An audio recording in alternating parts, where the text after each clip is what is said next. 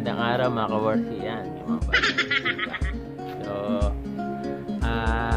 ako nga po pala si Noah. Yan. Hindi na lang po ako sa aking, dito sa aking YouTube channel na yan, yung Kaworski Noah's World. So, yan.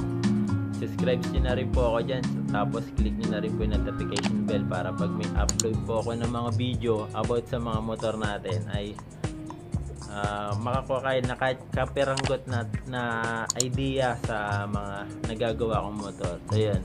So di naman po ako totally expert na mekaniko, pero meron din naman po kahit kaperanggot na nalalaman. Hindi naman po talaga ako veterano talaga mekaniko.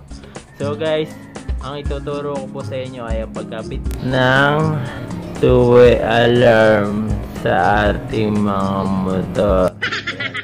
So, unahin ko po muna sa vlog ko po na ito. Ito bang una kong first vlog dito sa YouTube channel ko. And then, ang kakabitan ko pong motor ay Mio. Yan. So, mga naka-Mio po dyan. So, bigyan ko po kayo ng idea kung paano magkabit ng two-way alarm. So, guys, ang kakabitan ko nga pala ng two-way alarm ay tiga San Ildefonso po siya.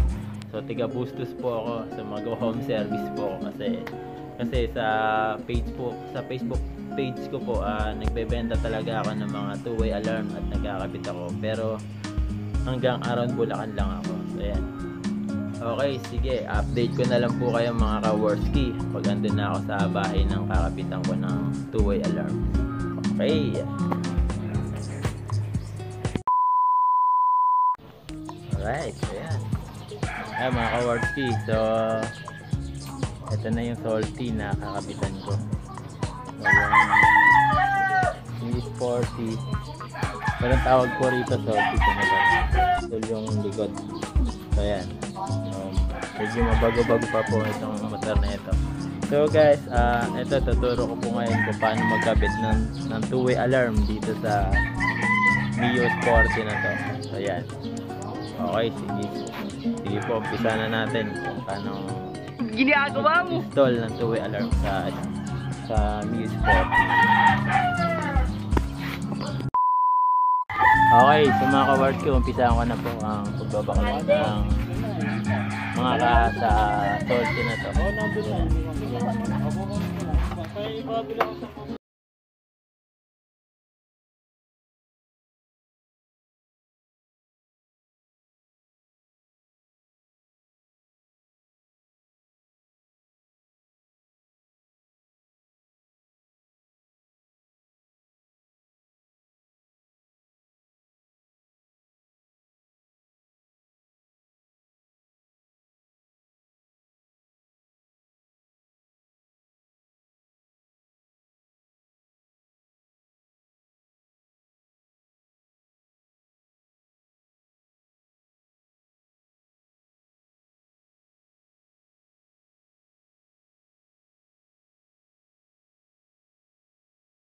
Okay.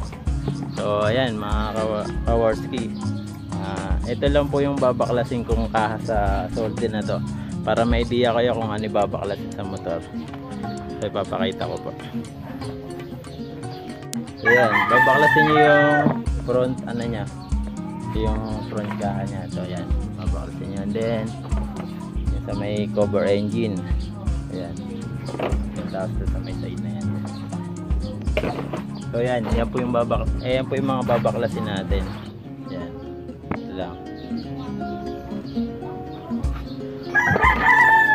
So ito guys, nakabaklas na rin to kasi kailangan din po natin iangat to. Yan, mga ka-Worski. Iangat po natin yan para may pasok natin yung wire na maganda dyan. Ayan. Okay na po kahit ganyan lang. Okay, let's start. Okay, so ang mga gagamitin po natin sa two-way alarm. So, ako po kasi pagka nag-home service ako, nire-ready ko na yung mga ikakabit ko. So, sa video na ito, papakita ko kung ano yung mga kailangan natin na gamit kapag magkakabit tayo sa Mio. So, kailangan natin ng kailangan natin ng 5-pin relay. So, yan. Yan po siya. So makita niyo yung diagram niya. So yan, may cut off po siya. So ito po, itong relay na ito, ikakabit ko po ito sa ignition niya. Yan, ginawan ko na rin po siya ng wire. Ayan. Tuturo ko na lang din po kung paano bang. So guys, reminder guys, mga ka-Worski, ito kasi ginagamit ko talagang wire, yung automotive wire. Nabibili ko po ito sa mga auto supply. So makapal po talaga yung tanso niya, hindi kagaya ng ano. Saka hindi po siya nag-uumido kung sakaling mabasa man. So guys, okay ito yung ano niya, yung wiring niya. So ito, yan. Kung nakikita nyo guys, mga ka-Worski, wala yung nasa ano, ito po yung 87. Yan. Papakita ko po yan. Ayan. 30, yung 30, ayan na lang po. Yung 30 tsaka A87, dyan po nakatap yung ignition. And then yung 85 tsaka 86, sa ano po yan, sa positive or live ng battery. And then yung ano, sa gray ng wirings ng alarm. Ito po yung sa ignition. Ito po itatap niya sa ignition. And ready ko na po para pagka napunta po nagkakabit na ako, sasalpa ko na lang po siya para mabilis mayari yung installment dito sa Mio na ito, sa mga nagpapaservice sa akin. So yan, makita nyo may female tsaka male na ano, na socket. So yan po isasalpak natin sa ignition. Mamaya po ipapakita ko. Yung 86 po pala, ito yung sa live sa battery, direct sa battery. And then yung 85 sa kulay gray ng wirings ng alarm. Okay, so kailangan din po natin ng fuse. So yan, naka-ready na rin po yung wire. Dinugtong ko na rin po siya para itatap ko na lang. So pagka gagamit po kayo ng ano, kailangan may terminal din, may battery terminal din po siya. Kung in case natanggalin nyo po yung battery nyo, maganda pagkalagay ng ano, ng wirings ng alarm. So reminder po mga ka-Worski, kailangan po natin ng fuse box. So kung gagan po yung fuse box, 10 amp lang po ang kailangan dito sa ano, sa two-way alarm na ito. So yan, may wiring na rin po siya. So yun lang po ang kailangan nyo ng terminal kung bibili po kayo, mga dalawang terminal. And then tapos yung mga terminal na ito, yan, papakita ko na lang po mamaya. Okay, so yan mga ka-Worski, nandito na tayo sa. So guys, share ko lang din po, pag gagamit kayo ng electrical tape sa mga wirings natin, kahit anong wirings dito sa motor natin, bibili kayo ng electrical tape natin sa mga ano, sa mga auto supply. Ayan. Sabihin niyo po sa auto supply, meron po ba kayong tape ng pang harness? Ayan. Pang harness po ang gamit ko nito. Kasi kaganda po na ito mga ka-Worski, hindi siya bumubuka pagka nababasa. Ayan. Kahit na marumi kamay natin, madikit pa rin siya. Ayan. Okay, so kuntingin ko to.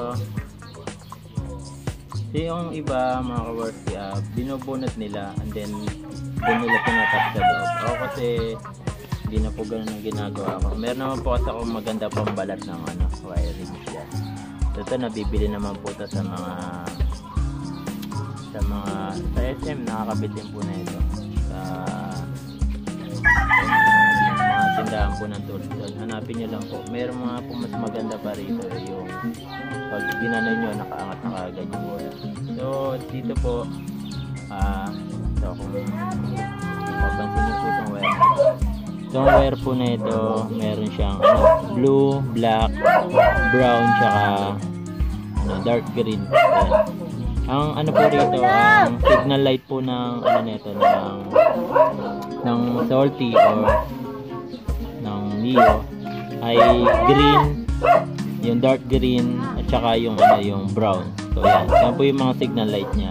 So para malaman po natin na yan ang signal light, i-test po natin siya.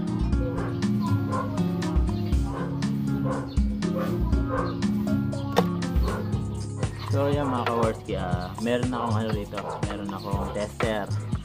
Yan, yung tester ko mga ka-Worski ay ano lang to, DIY ko lang to, mga ginawa ko lang. So yan, bumili ako sa auto supply ng ano, clip ng battery. So guys, tap ko to sa ground. Kahit anong kasi, kahit ano po rito sa ano, sa motor.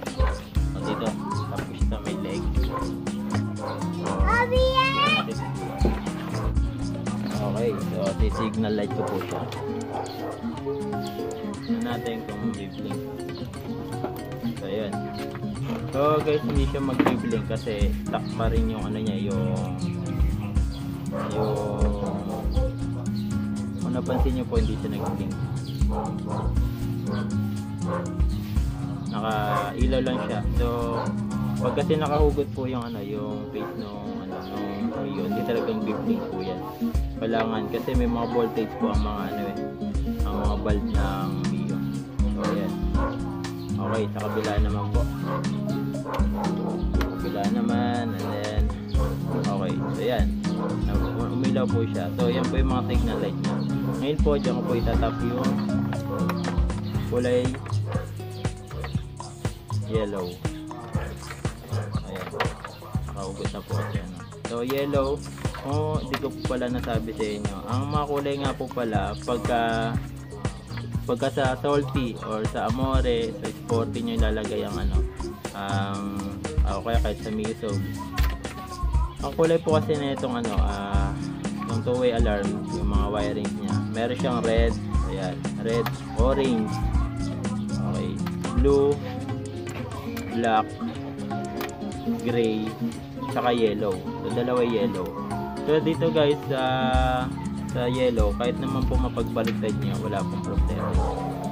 Pagka tinap nyo po rito sa wiring, ayan, tatap ko na po siya. So guys, yung mga nabanggit ko pong kulay, ito lang po yung mga kailangan. So totoo lang po, meron pa po ito kulay pink. Kaso pinutol ko na, hindi po siya nagagamit. Hindi po nagagamit ang kulay pink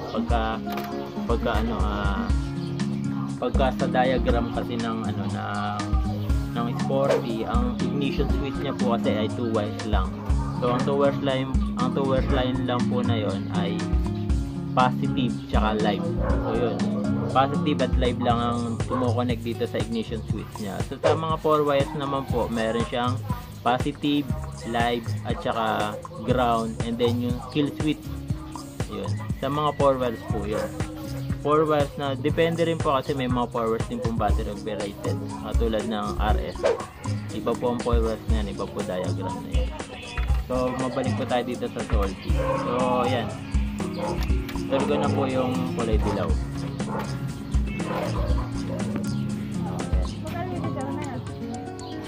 Yan, nakatap na po siya. Tinap ko na po. Okay, so tape ko na po siya. So pag mag-tape po kayo, tuturo ko paano mag-tape.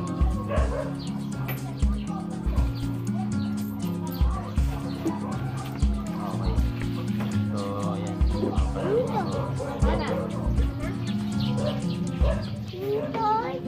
Dapat nyo po muna yung tape bago nyo siya palutin.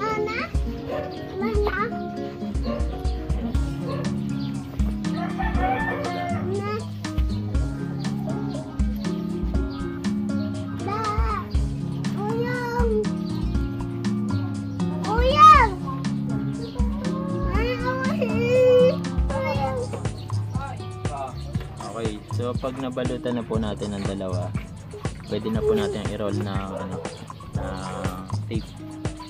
Pero roll ko na po siya ng tape. So guys, tignan nyo po mabuti yung wirings nyo, baka po mamaya magdikit sa ano,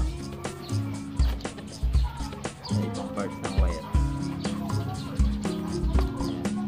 Pag na-roll na po natin sa loob, i-roll din po natin labas para maganda po. Mas matibay.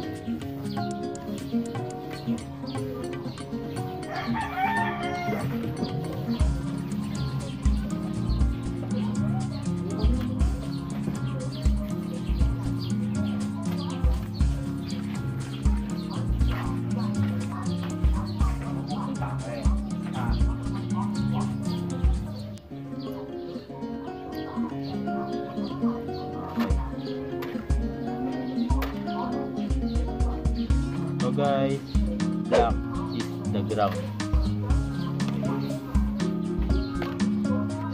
Red po yung live, orange, positive, blue, starter, and gray, kill switch. So yun yung may ano, sa may relay, nakakonect po sa may relay. So naidugtong ko na po yung relay, yung wire ng relay, naipasok ko na po sa kaha niya. So tatapos ko na po siya dito. So guys, pag magkakabit kayo, ensure nyo na galaw-galawin nyo po yung manabela. Try, titignan nyo po kung sumasabit po ba sa ano, sa pagliko. Kailangan po hindi siya sumasabit kasi baka po matanggal yung wire. Okay, so ayan. Pakiayos nyo na lang po ng mabuti. So ginamit ko po rin sa ano, kulay black kasi wala pong available color eh. Gusto ko sana kulay gray eh wala. So black na lang po ginamit. Natap ko na po yung kulay gray. So yan po yung kill switch natin. Anti-tap na tinatawag nila pagka na-install na.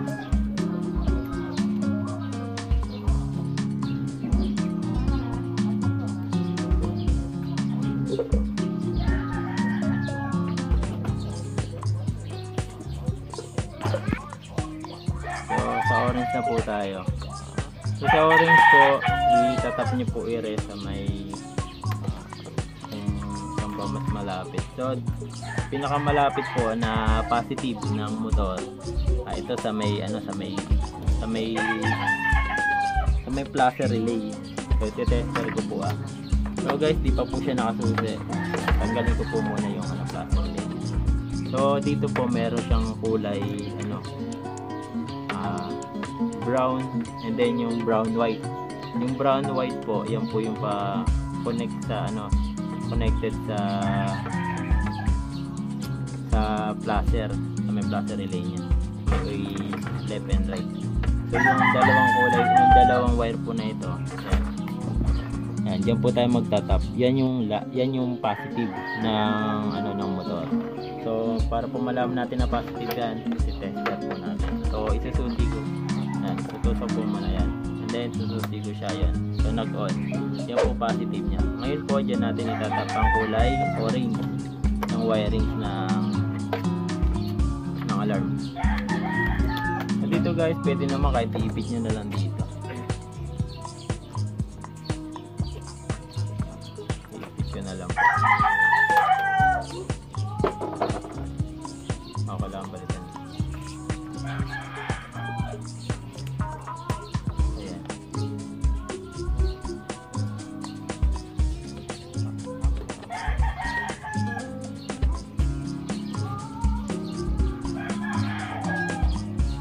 Ball na lang po natin dito sa placer relay. Then natin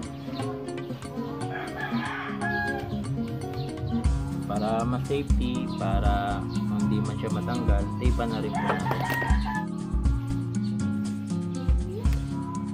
Okay,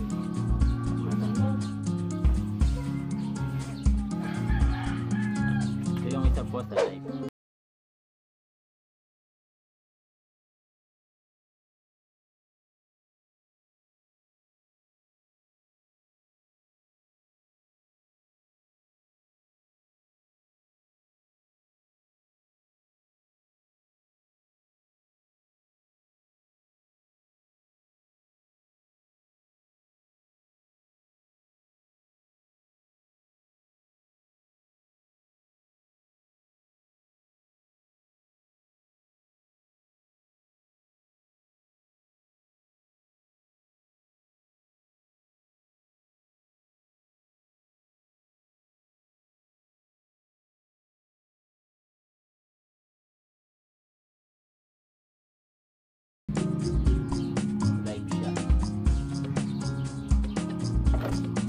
Pagka-ground, so kailangan natin siyang i-remedyo. So pwede naman po tayong gumamit ng ano, relay sakali. So dito ang ginagawa,